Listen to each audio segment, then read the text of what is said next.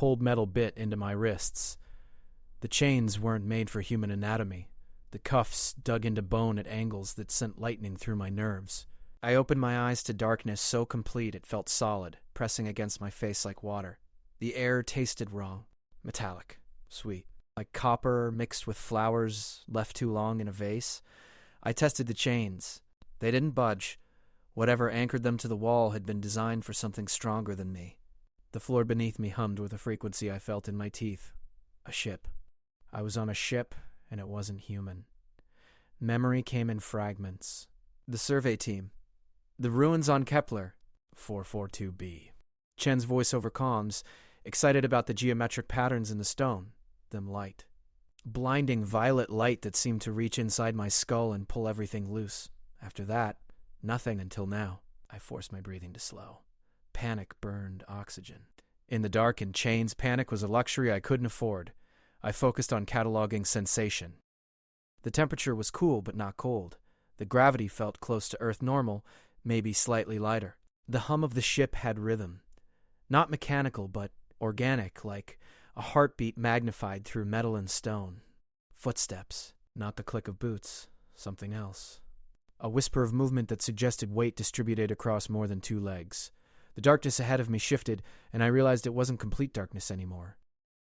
Bioluminescence traced patterns in the air, moving closer. Blues and purples that hurt to look at directly. You are awake. The voice bypassed my ears entirely. It formed inside my head, each word a separate pressure against the inside of my skull. Not painful, but invasive in a way that made my skin crawl. Who are you? My voice cracked. How long had I been unconscious? The bioluminescence intensified and I saw her. The word her felt instinctive, though she bore no resemblance to any human woman. She stood 7 feet tall, her body encased in what looked like living armor. Chitinous plates that shifted between black and deep violet. 4 arms, each ending in hands that had too many fingers. Her head was crowned with something between horns and a crest, and her eyes, 3 of them, arranged in a triangle, glowed with that same internal light. Queen of the Nexali sovereignty, you are aboard my vessel. She moved closer, and I caught her scent, ozone and something floral, but alien enough that my brain couldn't find the right comparison. And you are mine. The chains suddenly felt heavier. I'm a citizen of Earth. The Terran Union does not exist here. Her voice carried amusement, but cold amusement, like watching an insect struggle. You are found in the Forbidden Reaches, territory your kind should never have entered. By our law, anything found in the Reaches belongs to whoever claims it first. She tilted her head, studying me with all 3 eyes. I claimed you. I'm not a thing. I are what I say you are. She raised one of her 4 hands. Her fingers glowed, and suddenly my chains pulled me forward. I slammed to my knees, the metal cuffs biting deeper. Your species is new to the greater galaxy. Young, ignorant of the powers that carved up the stars before your world had even cooled. You stumbled into a place where ancient things sleep. Ancient and dangerous. I saved you from dissolution. By putting me in chains? By keeping you alive? Her voice hardened, the pressure in my head increasing until I thought my skull might crack. The ruins you were exploring are a Nexali tomb. Sacred ground. Your presence there was desecration. By our law, you should have been executed the moment you were found. She leaned down, bringing her face level with mine. This close, I could see that her skin wasn't skin at all. It was made of countless microscopic scales that shifted and flowed like liquid metal. I intervened. I claimed you as personal property. Property cannot be executed for crimes it commits at the direction of ignorant masters. So I'm alive because you called me a slave. You are alive because I chose mercy over justice. She straightened. Do not mistake mercy for weakness, human. In our culture, slaves can rise, earn their freedom, earn status, earn respect. Her eyes blazed brighter. Or they can die trying. The choice ultimately is yours. She turned to leave, her movement unnaturally fluid. The bioluminescence began to fade. Wait. The word left my mouth before I could stop it. She paused. What do you want from me? She looked back over one armored shoulder. Everything. The word resonated in my skull like a bell. Your people intrigue me. Soft. Weak. No natural armor. No venom. Yet you survived on a death world and reached the stars. You conquered your own planet through cleverness and persistence alone. She fully turned back toward me. I want to understand that. I want to understand you. And in time, I want you to understand me. Because understanding is the first step to ownership. And ownership, human, works both ways. She raised a hand, and the chains released from the wall, though the cuffs remained locked around my wrists. You will be moved to quarters befitting my property. You will be fed. You will be taught our language, our customs, our laws. You will learn what it means to serve the next alley. Her eyes fixed on me with an intensity that felt physical, and perhaps if you prove interesting enough, you will learn why I truly claimed you. I was alone again, but not for long. More footsteps. More bioluminescence. Guards, I assumed. They moved with military precision, their chitinous armor clicking in perfect rhythm. Hands, too many hands, gripped my arms and lifted me effortlessly. I tried to struggle, but they were impossibly strong. They carried me through corridors that seemed to breathe, walls pulsing with that same organic rhythm I'd felt in the floor. Other next alley passed us. Some stared. Others ignored me completely, as if I were a piece of furniture being relocated. The guards threw me into a room and sealed the door behind me. This space had light, soft blue-white, emanating from panels in the ceiling. The room was sparse but not cruel. A platform that might have been a bed, a water source. A waste disposal unit I'd have to figure out by trial and error. And a window. I pressed my face against it, the cuffs on my wrists rattling. Outside, stars streamed past in colors I'd never seen before. We were traveling faster than light, faster than any human ship could manage. The survey team, Dr. Chen, Earth itself, they were all impossibly far away now. I was alone, chained, property of an alien queen who spoke in riddles and claimed to own me. I looked down at the cuffs on my wrists. The metal caught the blue-white light, throwing rainbow patterns across my skin. Property. Slave. Hers. I thought about Dr. Chen's last words over comms. The geometric patterns in the ruins. How excited she'd been. How none of us had realized we were dancing on a grave. Now I was paying the price. Now I belonged to something I didn't understand. I touched the window again, watching the impossible stars blur past. Somewhere behind me was everything I'd ever known. Ahead was only uncertainty. Servitude. Possibly death. The chains felt heavier with every breath. Days blurred together. The guards came regularly, bringing food that looked like crystallized light and tasted like nothing my brain had words for. Not good. Not bad. Just alien in a way that made every meal an exercise in trust. I ate anyway. Starving wouldn't change anything. Zathira didn't visit. Instead, she sent teachers. The first was called Vexra, a smaller next alley with only 2 arms and eyes that glowed green instead of blue. She taught me their language through direct neural interface. She'd press her fingers against my temples, and suddenly my mind would flood with words, concepts, grammatical structures that had no human equivalent. The process left me with splitting headaches that lasted hours, but it worked. Within a week, I could understand basic commands. Within 2, I could hold simple conversations. You learn quickly, Vexra observed during our 10th session. Zathira chose well. Chose me for what? I asked in halting Nexali. The language felt wrong in my mouth. Too many clicking consonants, too many tones my vocal cords weren't designed to produce. Vexra's eyes flickered with something I couldn't read. That is not my knowledge to share. Ask the queen when she summons you. When will that be?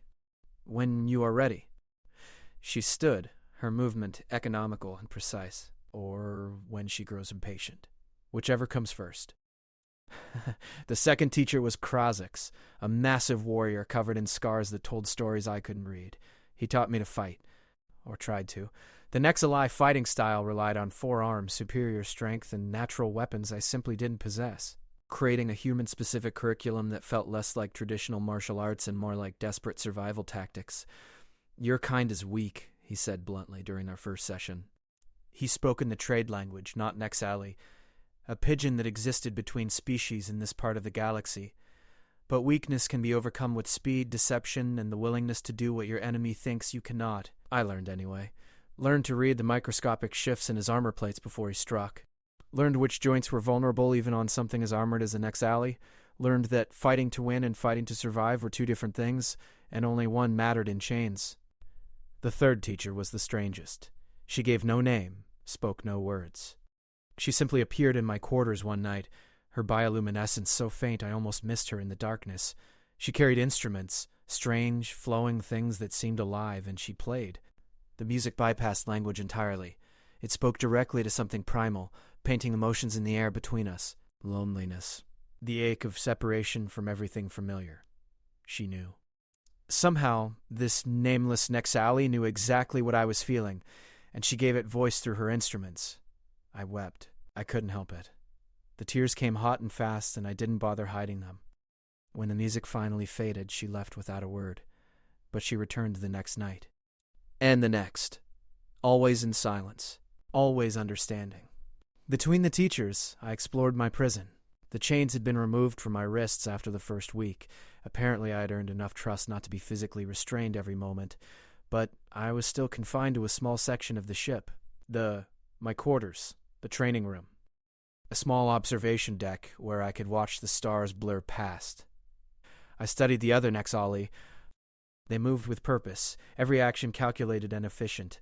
They spoke rarely, and when they did, it was in low tones that suggested a culture built on formality and hierarchy. The warriors wore their scars like medals.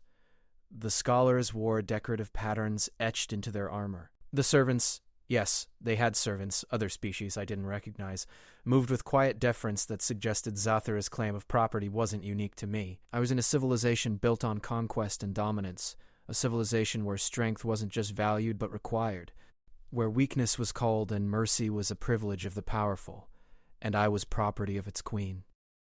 The summons came without warning. I was in my quarters practicing the language exercises Vexer had assigned when the door opened. 4 royal guards stood in the corridor. These weren't the regular soldiers I'd seen before. Their armor was decorated with symbols that glowed like captured starlight, and they moved with a synchronization that suggested they'd trained together for decades. "The Queen commands your presence," the lead guard said in perfect trade language. "You will come. Now." I stood. Fear coiled in my stomach, but I kept my face neutral. Krazix had taught me that showing fear to an ex-ally was like bleeding in front of a shark. They could smell it, and it triggered predatory instincts that reason couldn't override. The guards led me through corridors I'd never seen before. The ship grew more ornate the deeper we went. Walls carved with battle scenes, floors inlaid with metals that seemed to shift color as I walked over them. We passed other Nexali who immediately stepped aside and lowered their heads. The guard's presence commanded instant respect. We stopped before a door that towered 30 feet high. It was carved from a single piece of some black stone that seemed to absorb light. The guards pressed their hands against it in specific patterns, and it groaned open like a living thing waking from sleep. Beyond was a chamber that stole my breath. It was massive, cathedral-sized, with a ceiling so high it disappeared into shadow. Bioluminescent patterns covered every surface, creating a constantly shifting tapestry of light and darkness. At the far end, on a throne made of the same black stone as the door, sat Jatira. She wore different armor now, more ornate, covered in what looked like crystallized starlight. Her crown had grown, extending backward in elegant curves that suggested both beauty and lethality. She watched me approach with those 3 glowing eyes, and I felt naked under that gaze, exposed, as if she could see straight through flesh and bone to whatever I kept hidden inside. "Kneel," one of the guards commanded. I hesitated. Kneeling felt like surrender, like accepting everything she'd claimed about ownership and property. But the guard's hand moved toward the weapon at his side, and I remembered Krazix's lessons about choosing battles carefully. I knelt. Zatira rose from her throne. She descended the steps with that same fluid grace, her armor clicking softly with each movement. She circled me slowly, studying me from every angle. I kept my eyes forward, my breathing steady, giving her nothing. "You've learned our language," she said in Nexali, faster than I expected. "Vexra speaks highly of your intellect." "I'm motivated," I replied in the same language. "Ignorance in chains is death." Her eyes brightened with what might have been approval. "Krazix tells me you survived 5 exchanges now before unconsciousness." Impressive for something so fragile. She completed her circle, standing directly in front of me. "And the musician says you weep, that you feel deeply, that your emotions run close to the surface, ungoverned by the discipline our kind learns from hatching." "I'm human," I said. "We feel. It's not a weakness." No, she agreed, surprising me. It is not. Emotion has its place, its uses. She tilted her head, studying me with renewed interest. Tell me, human, what is your name?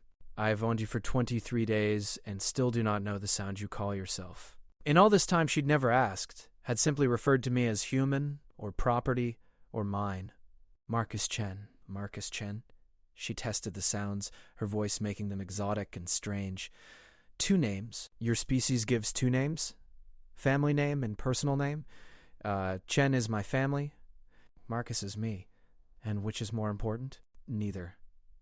I struggled to explain in a language that didn't seem to have words for what I meant.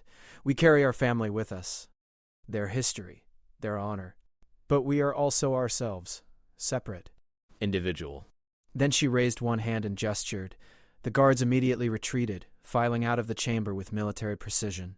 The massive door groaned shut behind them. We were alone. Stand, she commanded. I stood, my legs protesting after kneeling on the cold stone. She moved to a table I hadn't noticed before, a low, ornate thing covered in objects I didn't recognize. She picked up something that looked like a crystal filled with swirling light. Do you know what this is? She asked. I shook my head. A memory stone.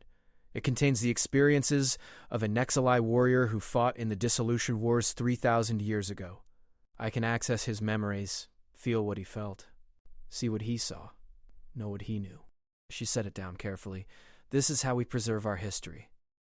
How we learn from those who came before. How we ensure that knowledge is never truly lost. She picked up another object, a small, twisted piece of metal that seemed to hum within her energy. This is a fragment of the first ship that ever left our homeworld. A reminder of where we came from, of how far we've traveled. She set it down and turned to face me fully. I show you these things because I want you to understand. The Nexali are not cruel by nature. We are not conquerors because we enjoy suffering. We are survivors. Our homeworld was harsh. It demanded strength. It demanded adaptation. It demanded that we take what we needed or die. That philosophy carried us to the stars. Made us an empire that spans 100 systems. And made you enslave other species, I said before I could stop myself. She didn't react with anger. Instead, she nodded slowly. Yes, we take what we need. Resources, labor, knowledge. We are not apologetic about this. The galaxy is not kind to the weak. Those who cannot defend themselves will be conquered by someone. We are simply honest about it. That doesn't make it right. Right? She seemed to taste the word, finding it strange. Your species has many concepts of right and wrong. Justice, morality, ethics. We have only one concept, survival. What serves the Nexali is good. What threatens the Nexali is bad. It is simple, clear, uncomplicated by the emotional philosophy your kind drowns in. She moved closer and I forced myself not to step back. But you, her voice dropped lower, the pressure in my head intensifying. You and your species intrigue me because you survived despite your philosophy, despite your weakness. Despite your tendency to elevate morality above practicality, you should have gone extinct 100 times over. Yet here you are, reaching into the galaxy, making first contact, stumbling into places you should not go. Her hand, one of 4, reached out and touched my face. Her fingers were warm and I felt a tingle where they made contact. I claimed you because I want to understand this contradiction. I want to know how something so soft, so vulnerable, so emotional can also be so persistent, so adaptable, so unwilling to die quietly. And what happens when you understand? My voice came out rougher than intended. When you've satisfied your curiosity? Her eyes blazed brighter. That depends entirely on what I discover. Her fingers traced down my jawline, and I shivered despite myself. If you prove valuable, you will remain mine. Perhaps rise to a position of honor. Perhaps become something more than property. And if I don't, then you will have served your purpose, and your service will end. She withdrew her hand. But I do not think that will happen, Marcus Chen. You have something in you, something fierce. I saw it when you first woke, the way you controlled your fear, the way you questioned instead of begging, the way you called me out for making you a slave, even when it could have earned you punishment. She turned away, moving back toward her throne. You will continue your training. You will continue learning our ways. and when I judge you ready, you will be tested. Tested how? She looked back, and I saw something in her expression I couldn't name. Something that might have been anticipation. Or hunger. You will see. Soon enough. She settled back onto her throne, and I understood the audience was over. I bowed, a gesture Vexra had taught me, and turned to leave. The massive door opened as I approached, the guards waiting on the other side to escort me back. But as I walked away, I felt Zatira's eyes burning into my back. Watching. Always watching. The words she'd whispered in my head the night we first met echoed in my memory. You are mine. I was beginning to understand she meant it in ways I couldn't yet comprehend. The test came 3 days later. I woke to find my quarters surrounded by guards, not the usual 2, but 6, all in full battle armor. Their weapons were drawn, and the air crackled with tension. Come, the lead guard commanded. The queen requires you in the arena. Arena. The word sent ice through my veins.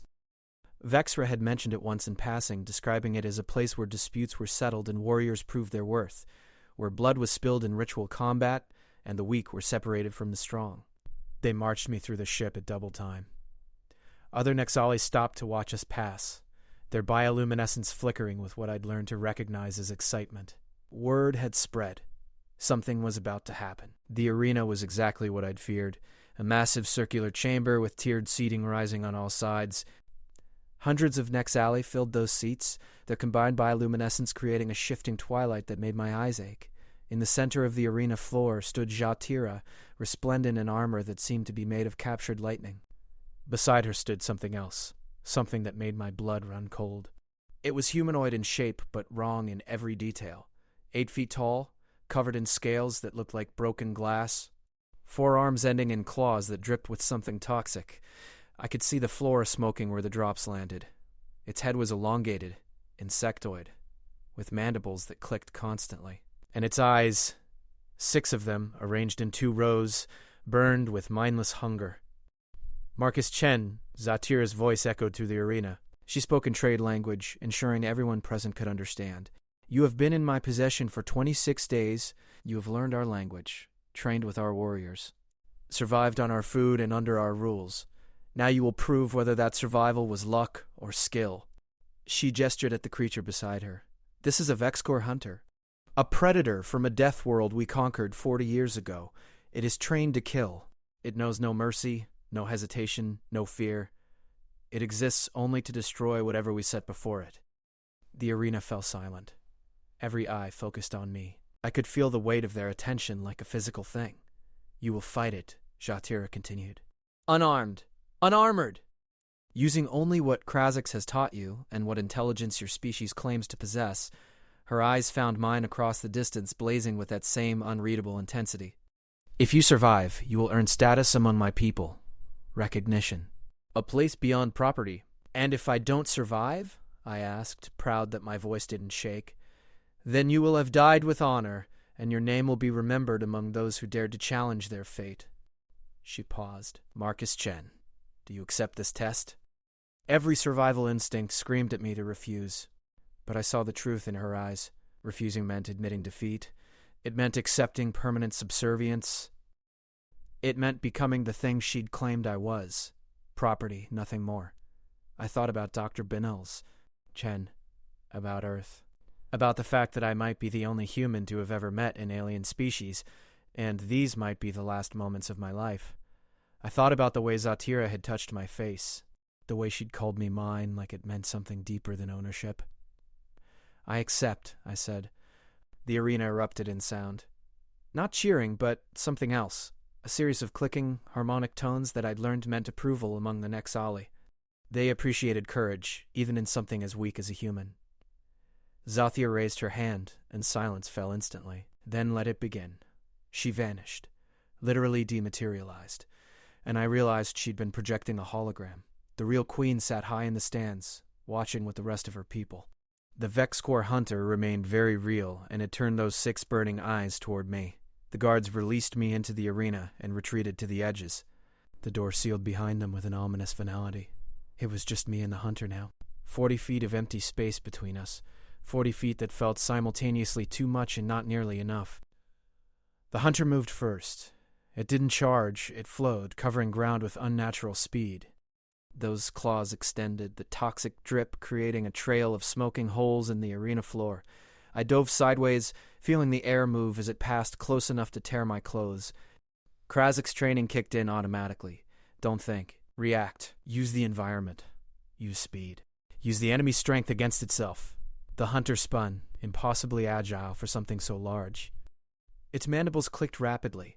Communication or warning, I couldn't tell. It came again, and I rolled under the strike, coming up behind it. I drove my fist into what should have been a kidney. The impact felt like punching concrete.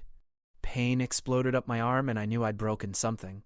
The hunter's tail, I hadn't seen it, had a tail, whipped around and caught me in the ribs. I flew backwards, slamming into the arena wall hard enough to see stars. Blood filled my mouth. Broken ribs, definitely. Maybe a punctured lung. I pushed to my feet anyway. The Nexali in the stands had gone silent.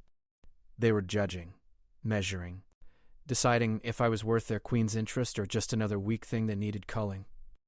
The hunter stalked toward me, slower now. It had learned I was no threat. Now it was savoring the kill. That arrogance was its first mistake. I let it come close. Let it think I was finished.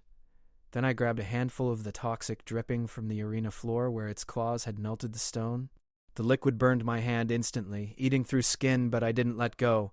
I flung it directly into those 6 burning eyes. The hunter shrieked, a sound that seemed to vibrate in my bones. It reared back, clawing at its own face. Blind, enraged.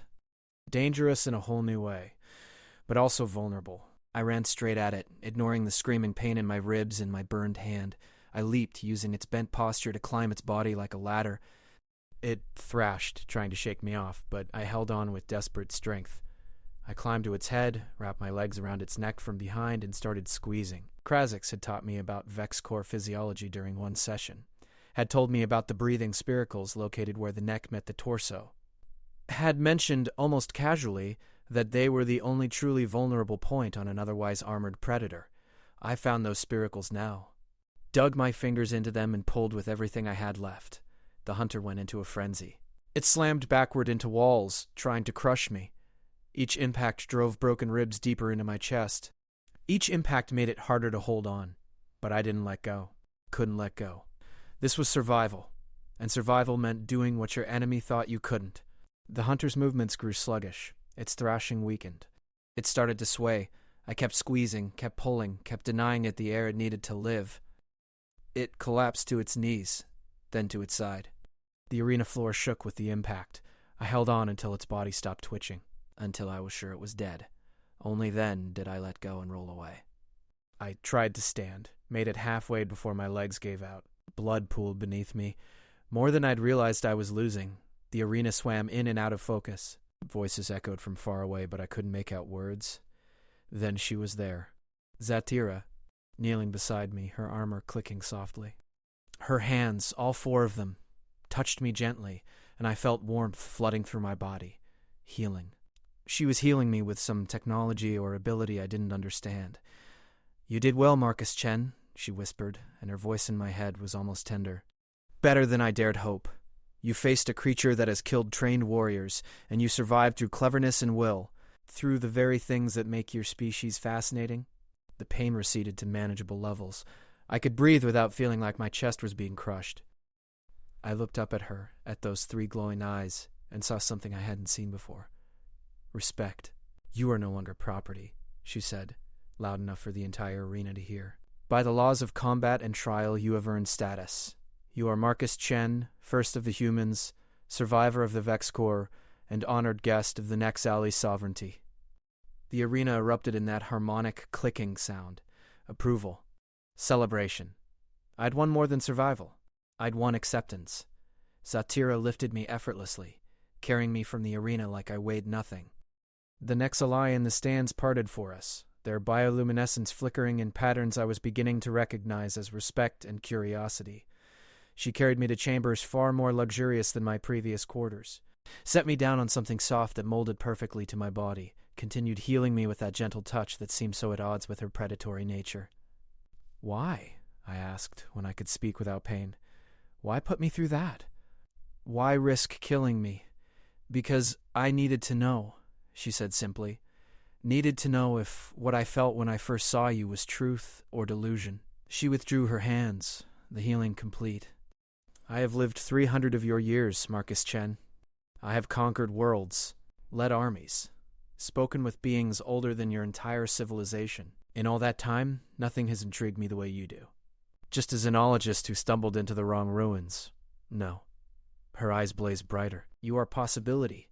Your species represents something new in a galaxy grown stale with ancient powers, repeating ancient patterns. You are proof that evolution has not finished its work, that the universe still has surprises. She leaned closer and I caught her scent again. Ozone and alien flowers. I claimed you because I could not bear the thought of you being destroyed. I tested you because I needed to justify that choice to my people and to myself. And now, she paused, and for the first time, I saw uncertainty in her expression. Now I find myself in unfamiliar territory. What do you mean? I mean that I no longer see you as property or curiosity.